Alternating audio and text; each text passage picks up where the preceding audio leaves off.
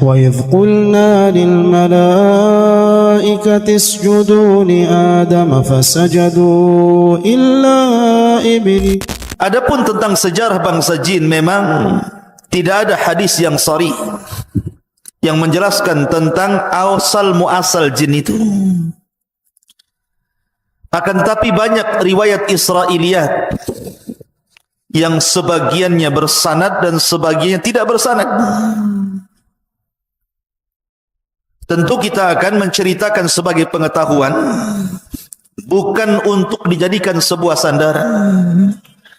Karena Nabi SAW bersabda, hadithu ambani Israel wala haraj. Ceritakan tentang kisah-kisah Israiliyat Bani Israel dan tidak mengapa, selama tidak bertentangan dengan Al-Quran dan Sunnah Rasul. Dijelaskan oleh sahabat Abdullah bin Abbas radhiyallahu anhuma bahwa yang pertama kali jin diciptakan itu namanya Sumia.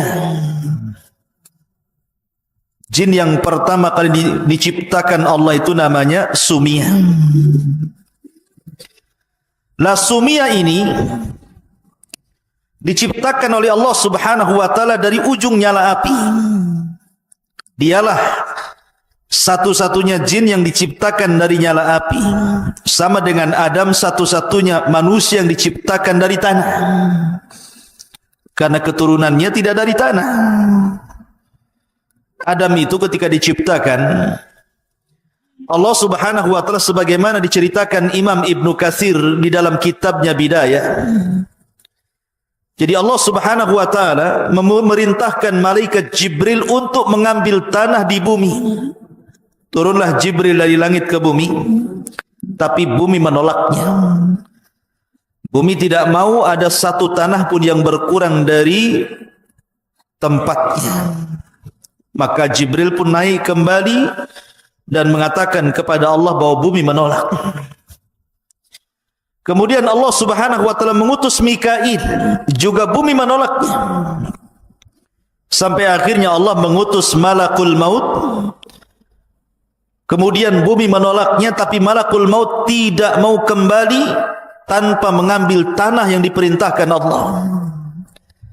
Maka akhirnya Malakul Maut mengambil dari berbagai macam bentuk tanah yang ada di bumi. Ada yang berwarna hitam, ada yang berwarna putih, ada yang berwarna merah, macam-macam warna. Ada tanah yang keras, ada tanah yang liat, ada tanah yang mudah, ada yang tanah yang susah. Sehingga penciptaan dari berbagai macam bentuk tanah dan sifat-sifat tanah itulah yang membentuk karakter manusia. Makanya ada manusia itu kulitnya hitam. Mana yang kulitnya hitam di sini? Ah, itu dari tanah hitam tuh. Ya. Ada tanah, ada orang yang berkulit putih, mungkin dari tanah yang putih.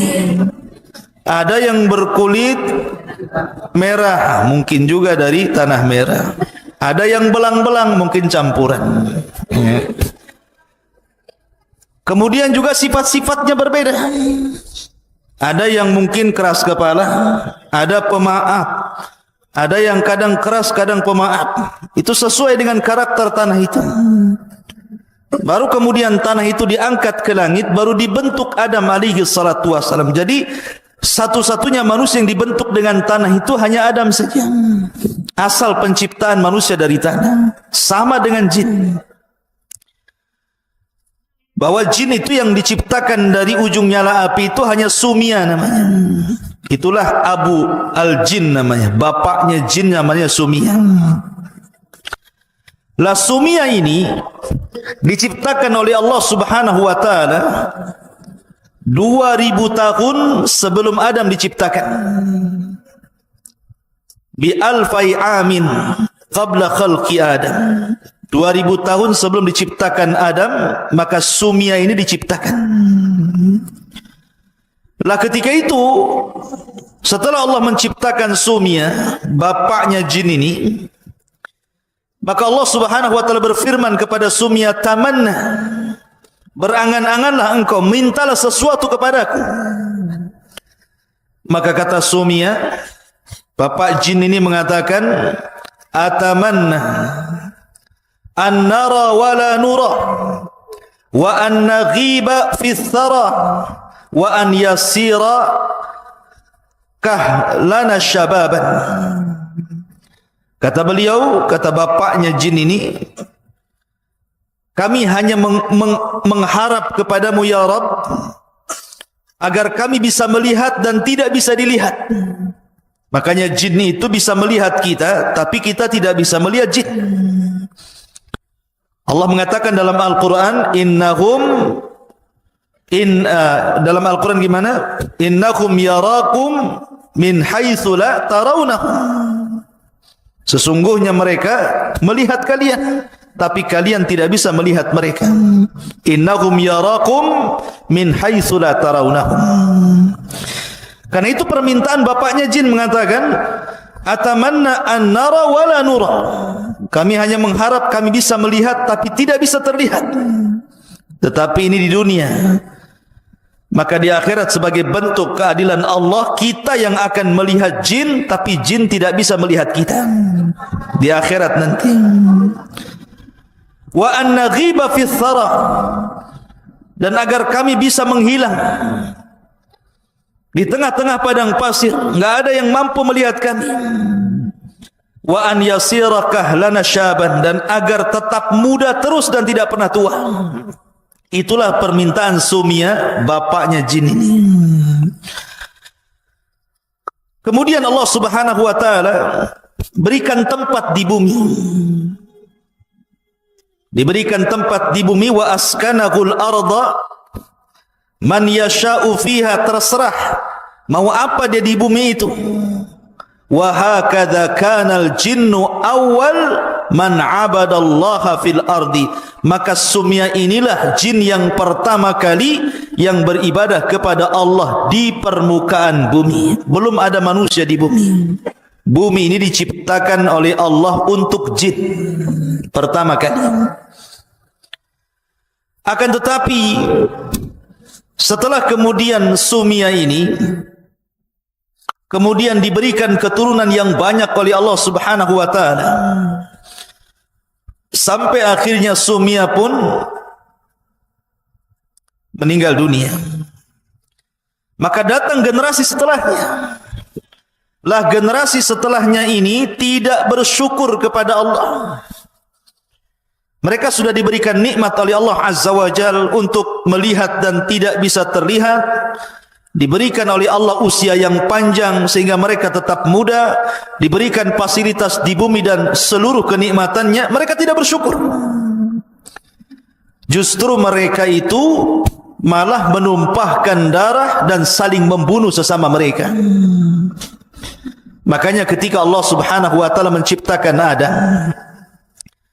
kemudian Adam sudah berbentuk manusia, dibiarkan selama 40 tahun mengeras dan belum ditiupkan roh.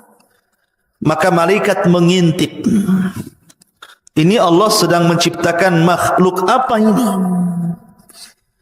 Maka para malaikat pun kemudian datang kepada Allah dan mengatakan, ataj'alu fiha man yufsidu fiha wa yasfikud dima wa nahnu nusabbihu bihamdika wa nuqaddisu lah.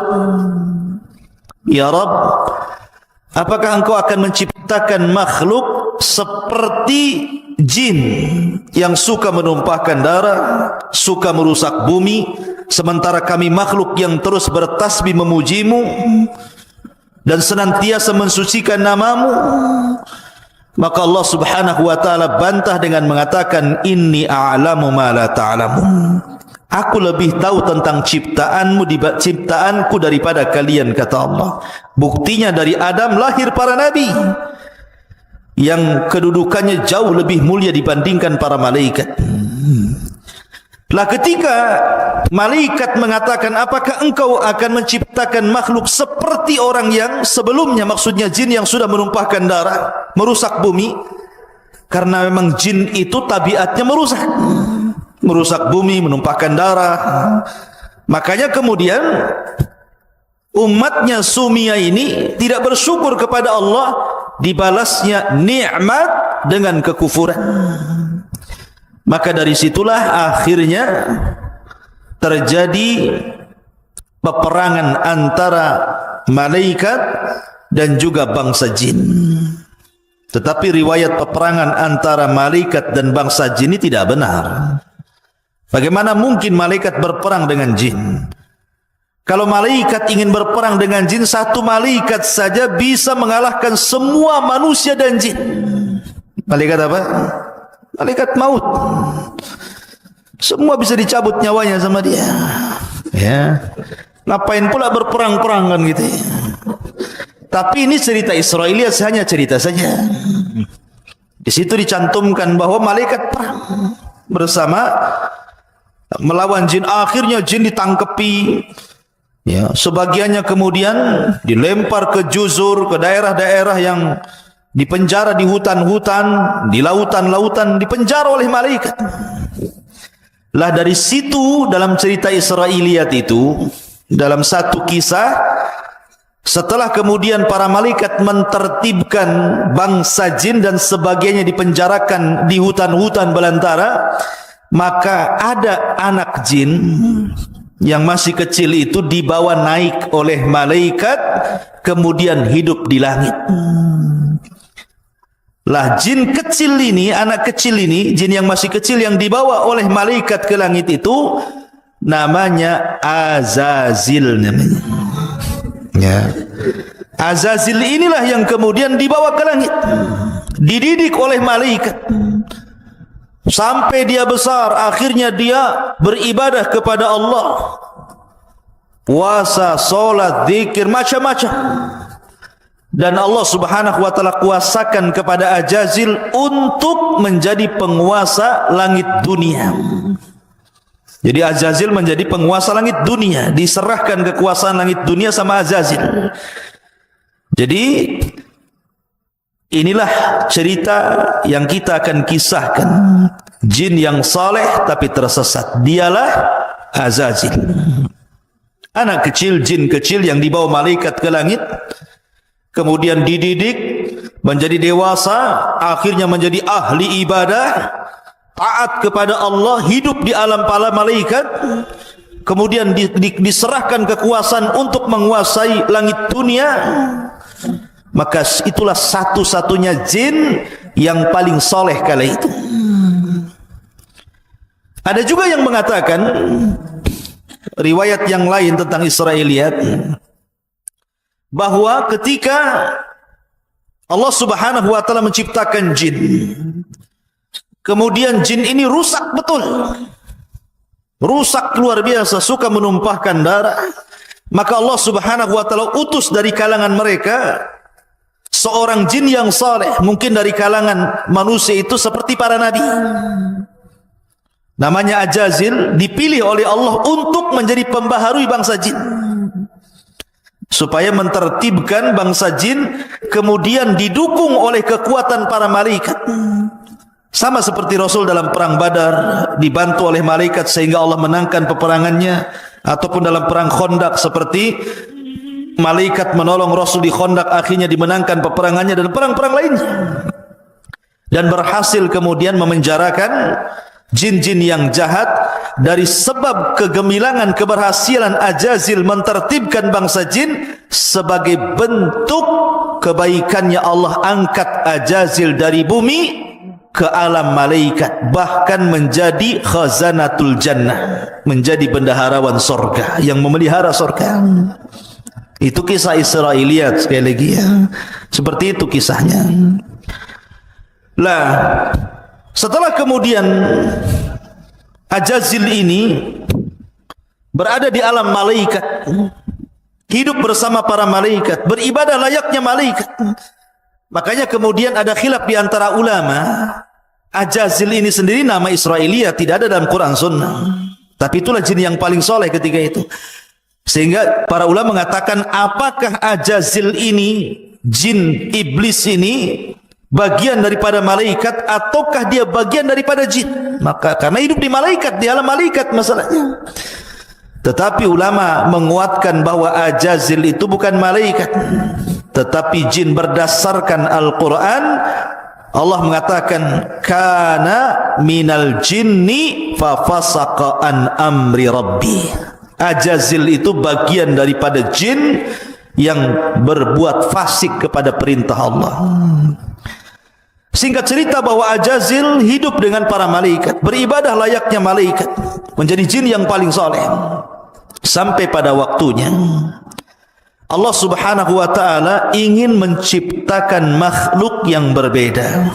Bukan malaikat, bukan juga jin, manusia.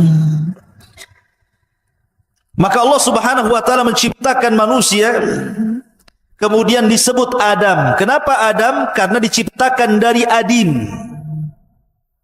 Adim itu tanah yang ada di bumi, maka makhluk itu disebut Adam alaihi salatu wassalam. Lah ketika Allah subhanahu wa ta'ala menciptakan Adam itu, Allah beri 4 kelebihan. Kenapa? Menghindari supaya jin jangan sombong. Ajazil itu jangan sampai sombong. Kelebihan pertama, Adam itu diciptakan oleh kedua tangan Allah. Khalaqtu biyadai, aku ciptakan Adam dengan tanganku. Yang kedua, wa nafakhtu min ruhi, yang meniupkan ruh ke jasad Adam Allah sendiri, bukan malaikat yang diutus untuk meniupkan ruh. Kemudian yang ketiga, asjadalahul malaika, Allah perintahkan seluruh malaikat sujud kepada Adam, dan tidak ada perintah Allah kepada para malaikat sujud kepada Ajazil. Kemudian yang keempat, Allah ajarkan pengetahuan dibandingkan yang lainnya. Wa 'allama Adamal asma'a kullaha. Allah ajarkan nama-nama segala sesuatu. Sebagian ahli tafsir mengatakan yang dimaksud nama-nama di sini artinya Adam diajarkan bahasa, seluruh bahasa yang akan diucapkan seluruh keturunannya. Di kita saja ada bahasa Padang. Kalau Adam hidup hari ini kemudian ke Padang, maka dia akan bahasa Padang. Ya, seperti itu. Ada bahasa Madura. Kalau Adam hidup hari ini kemudian ke Madura, dia akan pakai bahasa Madura. Ada bahasa Jawa. Kalau Adam kemudian ke Jawa, pasti dia akan bahasa Jawa. Piye kabare? Pakai bahasa Jawa kan itu. Atau ke Sunda. Kumaha kabarna? Sararehat kan gitu. Pasti akan bisa tuh. Ya. Dia kemana saja, bahasa yang diajarkan atau yang dikuasai keturunannya Adam itu tahu. Itu artinya Allah ajarkan nama-nama segala sesuatu, artinya Allah ajarkan seluruh bahasa yang akan diucapkan oleh kaumnya. Ke Cina pakai bahasa Cina. Seperti apa bahasa Cina itu? Kaipo. Bahasa kitanya kepo. Tahu kepo? Kepo itu kayak polisi, tukang tanya. Orang Cina bilang kaipo, pengen tahu urusan orang, ya kan? Jadi Adam itu kemana? Sebutkan ke Amerika, pasti bahasa Inggris dia ngomong. Semua bahasa, bahasa India bisa, semua bahasa bisa. Itulah kelebihan Adam, diberikan pengetahuan yang tidak diberikan kepada jin ataupun malaikat. Bahkan ketika Allah subhanahu wa ta'ala berfirman, "Thumma a'radahum 'alal malaikati faqalu anbi'uni bi asma'i haula'i in kuntum shadiqin." Mereka mengatakan, qalu subhanaka la ilma lana illa ma 'allamtana innaka antal alimul hakim. Malaikat nyerah, tidak sanggup. 4 keutamaan Adam inilah yang menjadikan Adam unggul di atas malaikat, bahkan di atas seluruh bangsa jin sekalipun. Tetapi walaupun Adam sudah jelas-jelas memiliki 4 keutamaan, tetap saja di sini ada ujian. Allah Subhanahu wa taala berfirman dalam Al-Qur'an, "Wa id qulna lil malaikati isjudu li Adam fasajadu illa iblis aba wastakbara wa kana minal kafirin." Dan ketika kami katakan kepada para malaikat, ini Adam sudah ditiupkan ruhnya. Jadi ketika ditiupkan ruh dari mulutnya, ruh itu ditiup dari mulut dan akan keluar dari mulut. Ketika ruh sampai saja di kerongkongan, tiba-tiba Adam bersin, bersin. Maka Adam dikatakan oleh Allah, katakan ya Adam, alhamdulillah. Maka Adam mengucapkan alhamdulillah. Maka Allah mengatakan yarhamuka rabbuk.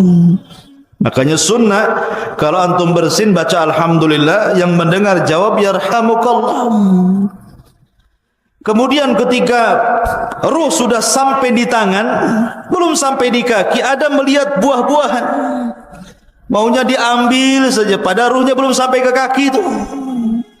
Udah lapar, dia pengen makan. Maka dari situ manusia menjadi umat yang terburu-buru.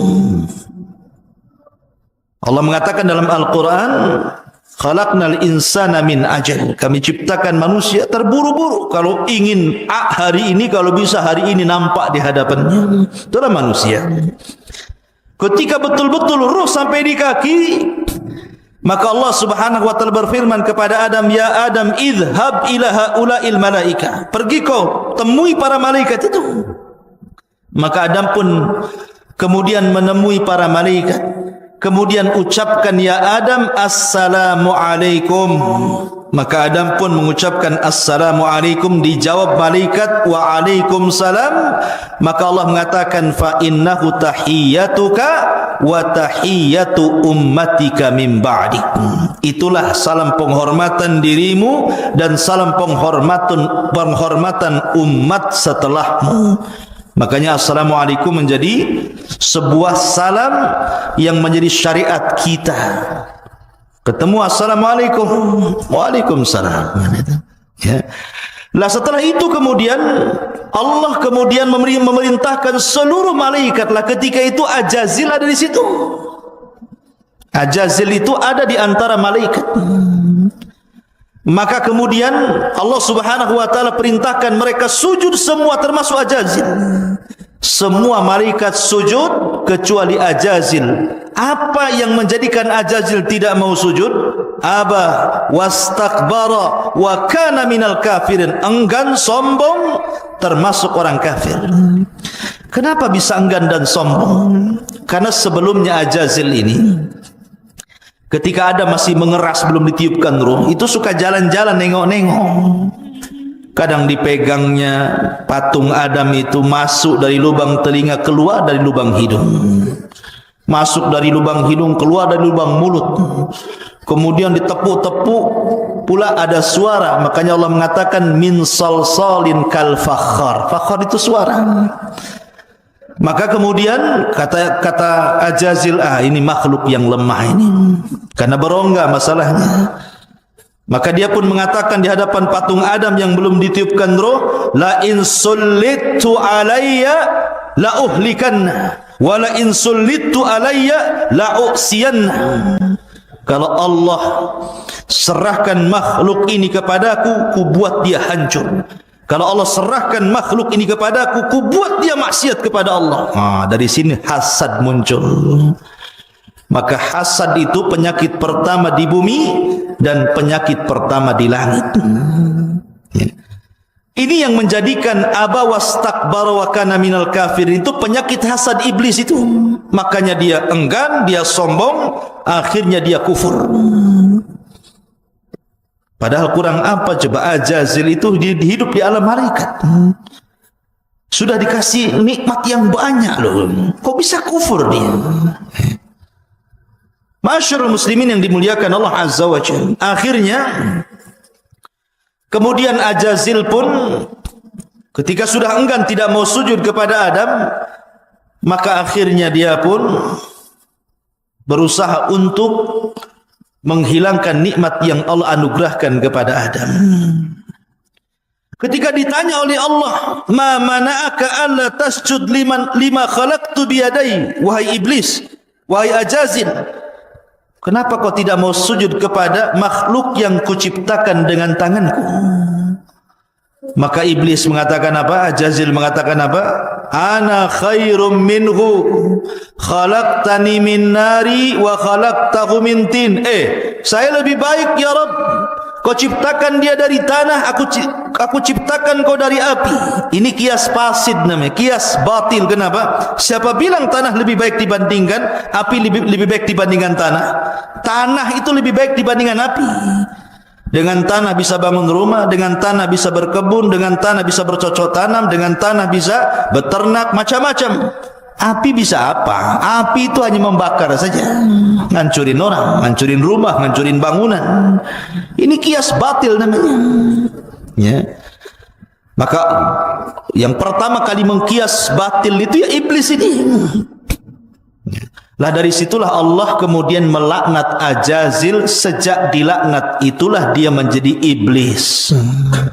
Ya. Menjadi iblis. Lah akhirnya kemudian ketika Allah Subhanahu wa taala memasukkan Adam ke sorga, jadi ketika itu Adam tidur, setelah bangun kaget, kok ada cewek di sebelahnya. Ya kan? Akhirnya kemudian ditanya, "Man anti, siapa kamu?" Kata perempuan ini, "Ana Hawa, saya adalah Hawa. Saya diciptakan dari tulang rusukmu." Makanya Rasul mengatakan apa? Khuliqatil mar'atu min dila'in. Diciptakan perempuan itu dari tulang rusuk yang paling atas, yang paling bengkok. Kalau dipaksa diluruskan, patah dia. Kalau dibiarkan tetap bengkok, kata Rasul. Makanya nanti nih, antum kau keluar ke sini, kemudian menikah, dapat istri, kewajiban antum apa? Harus meluruskan.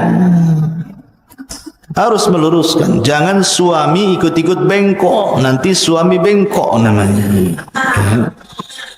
Jadi ketika di sampingnya ada Hawa ini, maka Allah berfirman kepada Adam dan Hawa, "Uskun anta wa zaujukal jannah." Kalau gitu masuk kau ke dalam surga. Masuk kau ke dalam surga. Nikmati apa yang ada di surga itu. Di surga itu nikmat yang luar biasa. Mala ainun ra'at, kenikmatan tidak bisa dilihat mata. Wala udhunun sami'at, kenikmatan tidak bisa didengar telinga. Wala khatara ala qalbi bashar, kenikmatan yang terlintas dalam pikiran pun tidak bisa. Saking nikmatnya. Kurang apa nikmat surga itu? Allah uji Adam, kau boleh makan buah-buahan di situ, kau boleh minum dari berbagai macam jenis minuman di situ, tapi tolong wala taqraba hadhihi syajarah, jangan dekat satu pohon ini. Itu saja. Ribuan pohon kau ambil buahnya, tapi yang satu pohon ini jangan kau dekat-dekat. Iblis tahu kelemahannya.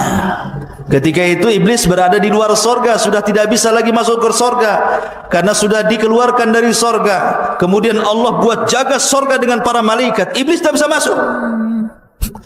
Rupanya Allah takdirkan ada binatang berbentuk ular yang boleh keluar masuk sorga dan tidak dihalau malaikat.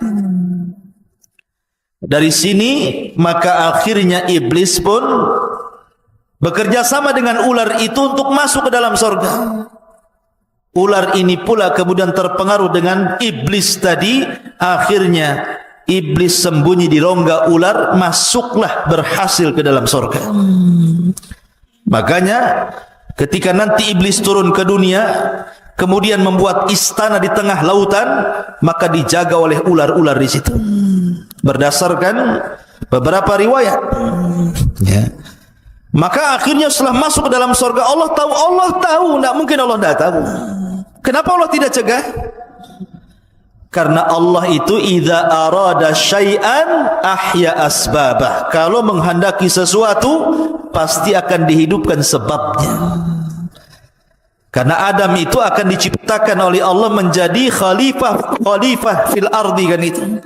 inni ja'ilun fil ardi khalifah. Berarti Adam itu bukan hidup di sorga tapi di bumi. Tapi bagaimana caranya Adam ke bumi? Disinilah maka dibiarkanlah ular itu masuk. Sesampainya kemudian di dalam sorga, akhirnya iblis ini berkongsi dengan ular. Mungkin bahasa kitanya, hei lar gitu ya. Ular, kau kasih was-was lah si Hawa tuh, biar aku yang hadapi Adam katanya. Akhirnya kongsilah dua makhluk yang jahat ini. Ular memberi was-was kepada Hawa, kemudian iblis datang kepada Adam. Fawaswasa lahumas syaitan. Maka syaitan pun, iblis pun memberikan was-was kepada Hawa. Kemudian iblis datang kepada Adam, was-was tidak bisa. Akhirnya membuat cara lain. Dengan apa? Cara sumpah dusta. Wa qasamahuma inni lakuma laminan nasihin. Maka si iblis dan ular bersumpah kepada Adam dan Hawa bahwa mereka adalah orang yang ahli nasihat. Di sorga itu alam malaikat, ikhwan. Tidak mungkin ada orang bersumpah untuk sebuah kedustaan, karena belum pernah terjadi orang bersumpah untuk kedustaan, apalagi di langit, di alam malaikat, di sorga lagi. Tak mungkin. Akhirnya kemudian Adam percaya saja. Ketika iblis mengatakan, ya Adam, demi Allah, sebenarnya Allah larang dekat-dekat pohon itu karena dua perkara. Antakuna malakaini au takuna minal khalidin. Agar Allah tidak jadikan kau malaikat atau kau jadi kekal di surga. Makanya Allah larang kau dekat-dekat katanya. Karena melihat, tidak mungkin dia bersumpah kok dusta gitu ya. Dari sinilah Adam terpengaruh dengan sumpah iblis, didekati pohon itu, dimakanlah buah larangan itu. Tiba-tiba apa yang terjadi? Allah buat lepas seluruh pakaian ahli sorga dari badan Adam dan Hawa. Kedua auratnya tampak. Maka Adam malu, Adam lari bersembunyi di pohon-pohon. Hawa malu kemudian lari di pohon-pohon. Tapi Allah mengatakan, mau kemana hendak kau pergi wahai Adam? Kau mau sembunyi di mana? Maka Adam hanya mengatakan, tidak ya Rabb, aku tidak bersembunyi. Fa inni astahyaituka ya Rabb, aku hanya malu kepadamu. Dari kejadian inilah Allah berfirman, ihbitu minha jami'a, keluar kalian. Hei Adam, hei Hawa, hei iblis, hei ular, keluar kamu dari sorga ini. Maka akhirnya mereka diletakkan di bumi. Ada yang mengatakan iblis diturunkan di Basra, kemudian ular diturunkan di Asbahan, kemudian Adam diturunkan di Urdun, di India sana, kemudian Hawa diturunkan di Mekah. Dipencar-pencar itu. Akhirnya bertahun-tahun Hawa mencari Adam, Adam mencari Hawa. Berjumpalah di sebuah bukit yang kemudian hari ini disebut Arafah. Namanya Jabal Arafah. Nagoya bukan. Tapi di sana ya, di Mekah. Bukan Jabal Arafah Nagoya, Jabal Arafah yang ada di Mekah. Berjumpalah Adam dengan Hawa di Arafah, maka disebut Arafah. Anak muda bahasanya ta'aruf, kenalan gitu ya. Arafah ya. Maka dari situlah Adam melihat Hawa, Hawa melihat Adam. Berbahagialah keduanya dipertemukan. Maka sepakat keduanya bertobat kepada Allah. Dan kalimat yang pertama diucapkan keduanya, Rabbana zalamna anfusana wa illam taghfir lana wa tarhamna lanakunanna minal khasirin. Inilah kalimat pertama yang diucapkan di bumi.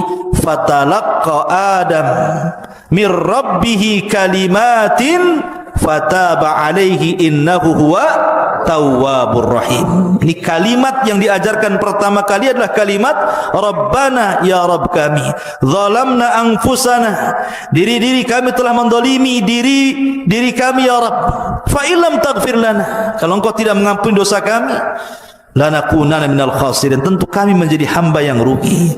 Fataba alaih, dan Allah pun mengampuni dengan tobatnya Adam. Berbeda pula dengan Ajazil yang sudah berubah menjadi iblis. Bukannya bertobat kepada Allah, malah dia pula kemudian bersumpah, wa bi'izzatika la ughwiyannakum ajmain. Ya Rabb, karena kemuliaan. Dalam ayat yang lain, fabima aghwaitani, karena engkau sudah membuat aku sesat. Celaka nih kata-kata iblis. Dia yang mau sesat, kenapa pula Allah yang membuat dia sesat? Dia mengatakan fabima aghwaitani. Gila si iblis ini. Fabima aghwaitani, karena engkau sudah menyesatkan aku. Seolah-olah yang menyesatkan, yang dia mau sendiri sesat gitu ya. La ubiyannahum ajmain, saya akan sesatkan semua turunan si Adam itu.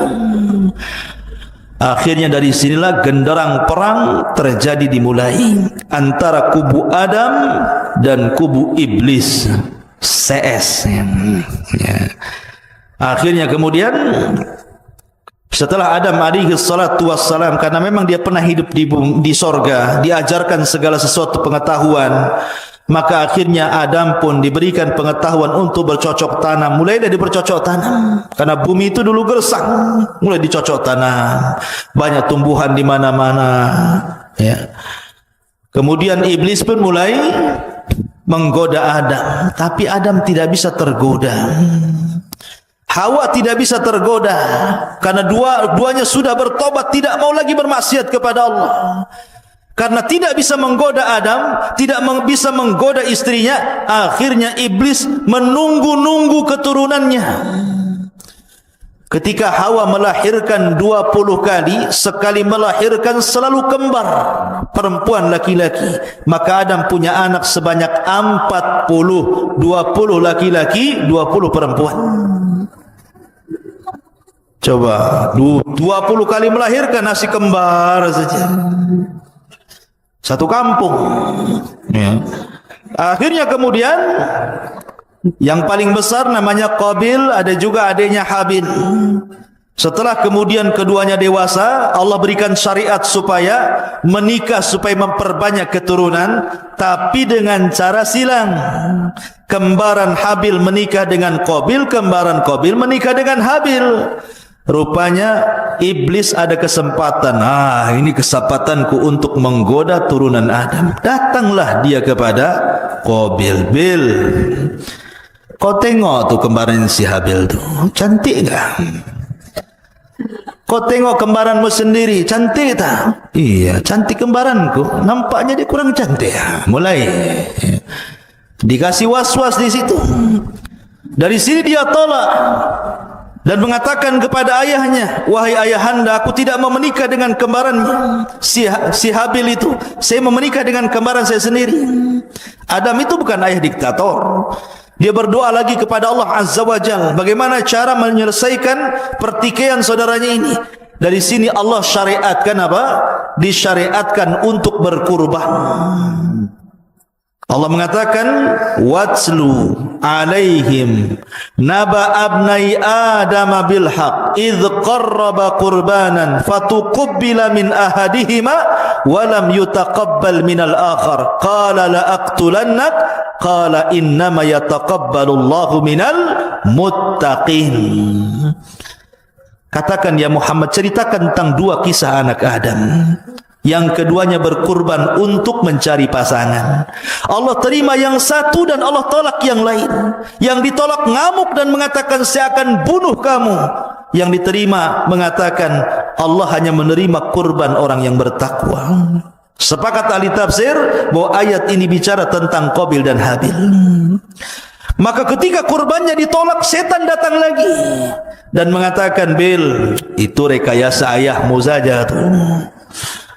Udah ngotot saja. Akhirnya kemudian diberikan was-was ke telinga Qabil untuk menyelesaikan masalah, kau bunuh saja abangmu tuh. Masuklah was-was lagi untuk membunuh babangnya. Terang-terangan dia ngomong di hadapan abangnya dan mengatakan, la aqtulannak, saya akan bunuh kamu. Tetapi karena Habil ini sifatnya mirip dengan Adam, Bahkan kalau seandainya Habil hidup, tentu dia akan jadi nabi setelah Adam. Dia mengatakan, la imbasatta yadaka litaqtulani ma ana bibasiti yadiya ilaika liaqtulah inni akhafullah. Kalau kau memang hendak membunuhku, bunuh saja, tapi aku tidak akan membunuhmu, aku takut kepada Allah. Rupanya ini bukan gertak sambal nih. Bukan gertak sambal balado ya. Ini betul-betul gertak sambalnya ini. Ketika suatu ketika Habil tidak pulang-pulang, Adam pun mengatakan, Qabil, di mana abangmu? Tolong cari. Kok tidak pulang, sudah sore ini? Maka Qabil pun mencari Habil. Rupanya dilihatnya abangnya sedang tertidur. Iblis datang lagi membisikkan, Bil, lihat abangmu sedang tidur, ambil batu, benturkan kepalanya dengan batu itu, biar dia mati. Akhirnya betul, diambilnya batu. Pengecut Qabil ini, coba kalau bergulat kalah dia, karena Habil itu kekar badannya, kuat. Tapi sekuat-kuatnya orang kalau lagi tidur digempur kepalanya, mati juga kan itu. Akhirnya pas nengok dia lagi tidur, ambil batu, betul-betul dibenturkan kepalanya, mati dah. Akhirnya sudah mati, bingung nih, gimana nih ini, karena belum pernah terjadi pembunuhan kecuali itu. Dan belum ada syariat fardu kifayah, sehingga bingung nih si Qabil ini, mau diapakan jasad ini? Disembunyikan. Ada yang mengatakan bertahun-tahun, tapi jasad itu tidak habis dimakan tanah. Sampai ketika Qabil ini melihat burung gagak yang berkelahi dengan saudaranya, kemudian meninggal salah satu gagaknya, tiba-tiba gagak yang masih hidup mencungkil-cungkil tanah, tiba-tiba menguburkan. Dari situlah kemudian Qabil pun mengatakan, kenapa aku kalah dengan burung itu? Dari situlah kemudian dia kuburkan abangnya Habil. Sampai Adam mengetahui, sedihlah Adam. Karena kesedihannya itulah akhirnya Allah ganti Habil dengan satu anak lahir tanpa kembar, namanya Syith. Dialah nabi kedua setelah Adam sebelum Idris. Syith artinya hibatullah, pemberian dari Allah. Ma'asyiral muslimin, para santri, ikhwan dan akhwat yang dimuliakan Allah, sedikit kembali, jangan terlalu jauh cerita masalah itu. Kita akan kembali kepada masalah, gimana ini kok ada TikTok pula di sini. Jadi kembali ke masalah jin tadi. Sedikit kita akan mengenal bangsa jin. Wattafidin, muliakan Allah subhanahu wa ta'ala. Kalau kita cerita tentang bangsa jin ini, jin itu adalah makhluk yang tidak bisa dilihat. Makanya janin dalam perut disebut janin, karena memang tidak terlihat. Jin itu tidak terlihat. Apa sih bedanya jin dengan setan?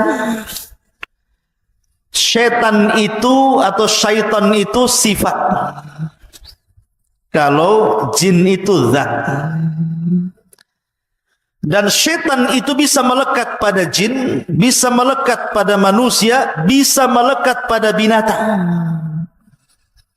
Jin yang jahat disebut setan, manusia yang jahat disebut setan, binatang yang jahat pun disebut setan. Makanya Rasul mengatakan, kalbul aswad minasyaitan, anjing hitam itu dari setan. Ya. Jadi setan itu sifat. Ya.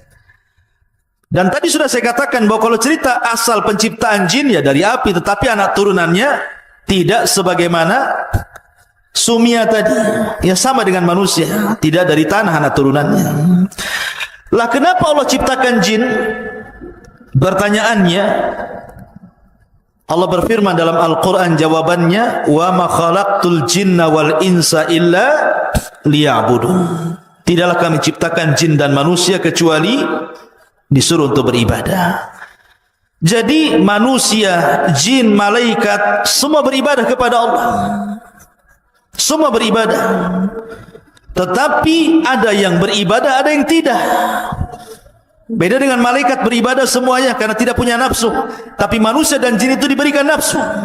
Tapi dua-duanya makhluk mukallaf yang diperintahkan untuk beribadah kepada Allah. Dan jin ini punya kemampuan melebihi kemampuan manusia di satu sisi. Seperti jin ini bisa memindahkan istana. Ingat ketika Nabi Sulaiman mendengar ada kerajaan dipimpin Ratu Balqis, dan Sulaiman ingin memindahkan kerajaan itu ke negerinya dari Yaman ke Palestina. Apa yang dikatakan Ifrit itu bawahannya iblis. Dia mengatakan, Sulaiman, aku akan pindahkan istana itu sebelum kau berdiri dari tempat duduk, qabla an taquma min maqamik. Ya, ini kemampuan jin bisa memindahkan istana. Kalau hanya nyolong uang di celengan lebih mudah bagi jin.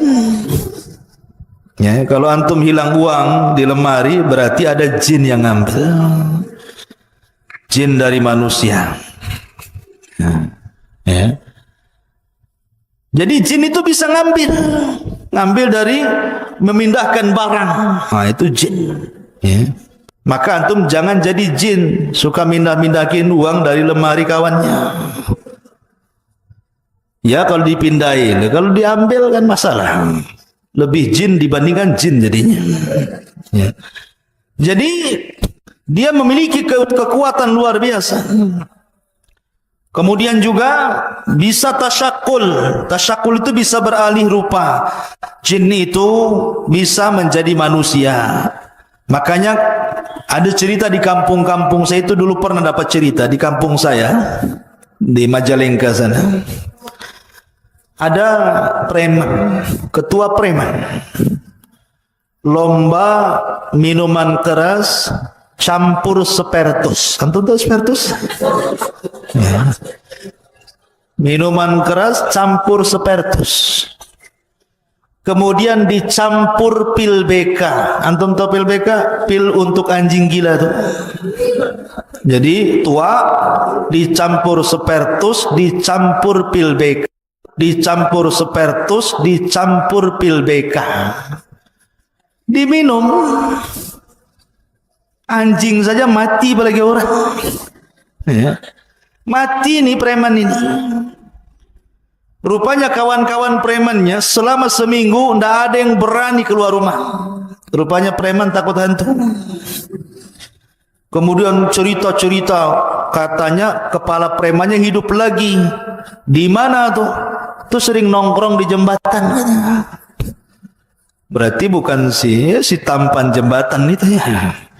Di situ. Ya. Lah sekarang pertanyaannya, mungkinkah orang yang sudah mati hidup lagi?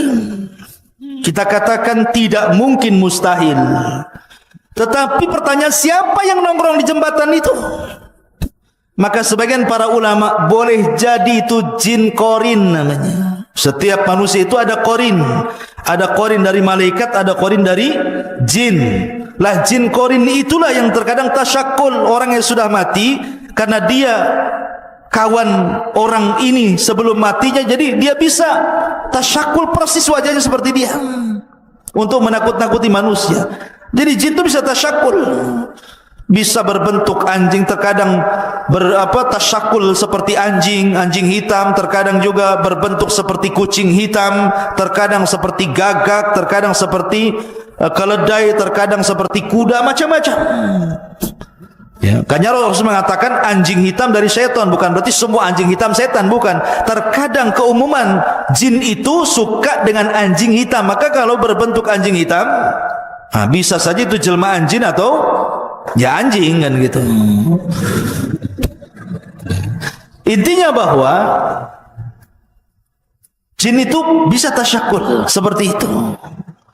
Makanya kalau ada ular di rumah atau umpamanya ada ular masuk pesantren antumnya, itu jangan langsung dibunuh. Ada cerita di zaman Rasul. Ketika perang Khandaq, para sahabat itu kan gali parit, menggali parit. Jadi mereka meninggalkan istri-istri mereka di rumah. Tetapi Nabi SAW disuruh membekali istri-istrinya dengan senjata. Dikhawatirkan ada serangan karena dalam perang Khandaq itu kaum muslimin dikepung dari berbagai macam penjuru. Makanya Al-Quran menyebut dengan perang Ahzab. Ahzab itu kelompok-kelompok. Karena kaum muslimin dikepung oleh musyrik Arab, Yahudi, munafik, pokoknya ketakutan luar biasa. Maka istri-istri mereka dibekali pentungan atau senjata untuk mementung apalah kalau ada musuh. Rupanya ada seorang sahabat, istrinya itu di rumah mendapati ada ular. Karena ada ular, refleks saja diseranglah ular itu, tapi akhirnya ular itu menyerang istrinya. Datang suaminya setelah menggali Khandaq, dibunuhlah ular itu. Tetapi istrinya karena sudah terkena gigit, mati pula istrinya, ular itu pun mati. Dua-duanya mati. Maka sahabat ini lapor kepada Rasul tentang kejadian itu. Maka Rasul mengatakan, inna fil madinati jinnun. Di Madinah ini ada jin. Ada jin muslim yang hidup di rumah-rumah kalian. Terkadang mereka tersakul seperti ular. Kalau mendapati ular di rumah kalian, jangan dibunuh dulu, tetapi katakan kepada dia, wahai ular, kalau engkau memang seorang muslim, jin yang muslim, bertakwalah kepada Allah, keluar kau dari sini. Sambil buka pintu. Ya, kalau disuruh keluar, pintulah ditutup. Mau keluar dari mana? Kan itu. Nggak mau keluar juga. Ngomong lagi, kalau kau jin yang muslim, keluar, bertakwalah kau kepada Allah, sampai 3 kali. Kalau ular itu nyumpet aja di pojok, sudah dibilang berkali-kali, diajak ngomong pun tak mau, maka berarti bukan jelmaan jin, memang ular beneran. Kalau seperti itu kata Rasul, boleh menghalau atau membunuhnya, tetapi setelah mengucapkan 3 kali ta'awud, a'udzubillahi minasyaitonir rajim, a'udzubillahi minasyaitonir rajim, a'udzubillahi minasyaitonir rajim, baru antum boleh bunuh dia. Jadi sebelumnya dihalau dulu. Ya, karena bisa jadi itu adalah jin muslim. Kalau jin muslim saudara kita dari kalangan jin, kita tidak boleh mengganggu mereka sebagaimana mereka tidak boleh mengganggu kita. Ya. Maka kehidupan jin bisa tasyakul dia. Dan jin juga sama dengan manusia, mereka makan. Bahkan terkadang makan pula sama antum. Karena kalau antum ketika makan tidak baca basmalah, berarti hakikatnya antum sedang makan sama setan di samping antum. Cuman nggak nampak saja. Kalau nampak antum pergilah kan. Oh, ada setan. Malah dikasih, ambil aja kan begitu ya. Ketakutan kan. Tidak kelihatan dia sedang makan dengan kita. Akhirnya nggak berkah yang kita makan. Makanya kalau makan baca basmalah. Kalau pakai pakaian baju pakai basmalah supaya ketika terbuka auratnya jin tidak bisa melihat kita. Tapi ketika pakai baju tidak baca basmalah, ketika terbuka auratnya ganti baju, mereka senang melihat live namanya, melihat langsung gitu ya. Nah, masalah ini ya. Atau masuk kamar mandi. Kamar mandi itu tempat yang menakutkan ikhwah. Makanya Rasul mengatakan, katakan Allahumma inni a'udzubika minal khubthi wal khaba'is. Ya Allah, aku berlindung kepadamu dari setan laki-laki dan setan perempuan. Artinya jin itu sama dengan manusia, ada laki-laki, ada perempuan. Ustadz yang masuk ini banci nih. Ini siapa yang goda dia nih? Ya mungkin juga ada jin banci juga kan gitu. Tapi yang jelas bahwa laki-laki dan perempuan, setan laki-laki ada setan perempuan, sama dengan manusia juga sama. Karena setan itu mereka diutus sebagai tentara iblis. Jadi iblis itu membuat istana di tengah lautan dikelilingi oleh ular. Kalau membaca kitabnya Isa Daud tentang dialog jin muslim, walaupun di kitab ini banyak kritikan, mengatakan bahwa istana itu ada di segitiga Bermuda sana. Wallahu a'lam. Tidak ada dalil tentang ini. Rasul hanya mengatakan bahwa istananya iblis itu di tengah lautan, sebagaimana perkataan Ibnu Sayyad atau Saf yang disangka dajjal oleh Nabi SAW.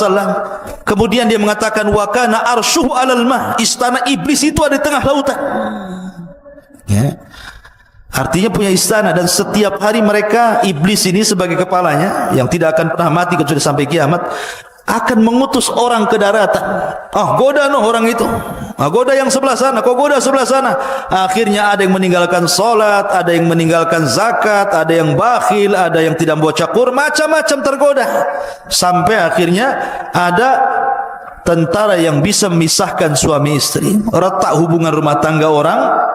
Iblis senang, sini kamu, diletakkan piala di kepalanya dan mengatakan anta, kamu ini memang orang hebat, jin yang paling baik. Seperti itulah. Nah, dari sini ikhwatu fillah yang dimuliakan Allah Azza, intinya bahwa mereka bisa tasyakul luar biasa. Dan ingat bahwa di sekeliling kita ini ada jin. Antum kalau tidur jangan lupa berwudu dan baca doa.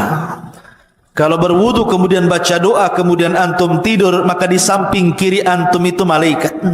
Kalau antum berbalik ke kanan, malaikat sebelah kanan mengatakan Allahumma ighfir lahu, ampuni orang ini ya Rabb. Kalau berbalik ke sebelah kiri, malaikat sebelah kiri mengatakan Allahumma ighfir lahu, ya Allah ampuni orang ini. Tapi antum sudah tidak wudu, tidak baca doa, main ambil selimut kemudian ngorok, dipastikan antum diganggu setan. Ya, nanti dimimpikan ketemu genderuwo lah di dalam mimpinya. Ya, jatuh dari langit, tahu-tahu jatuh dari ranjang kan gitu ya. Siapa tahu kan itu. Nah, tetapi kalau antum mimpi buruk kata Rasul, suruh ta'awud. Kalau antum mimpi buruk nih, bangun tengah malam, langsung a'udzubillahi minasyaitonir rajim. A'udzubillahi minasyaitonir rajim. A'udzubillahi minasyaitonir rajim. Ludah ke arah kiri 3 kali.